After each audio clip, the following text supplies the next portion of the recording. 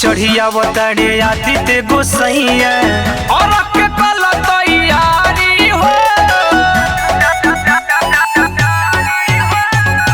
जोड़े कोला सुपवा में लिहनी सजाई उखिया फल फलहारी हो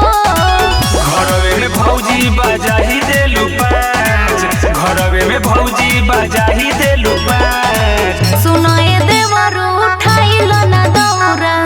चल छठी माई के घर सुनाए देवरू उठाइलो ना दौरा चल छठी माई के घाट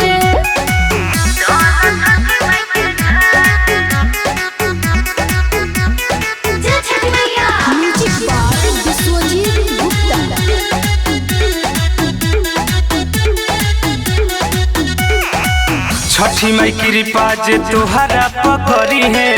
अब की बेगोदी भर जाई हो मनवा के ललसा जे पूरा हो जाए तो घाटे पे बजा बजवाइब हो अनिल पुजारी राहुल जोड़ता रे हाथ अनिल पुजारी राहुल जोड़ता रे हाथ सुनाए देवरू उठाइलो ना दौरा चल छठी माई के घर सुनाए देवरू उठाइलो ना दौरा चल छठी माई के घाट चलो ना।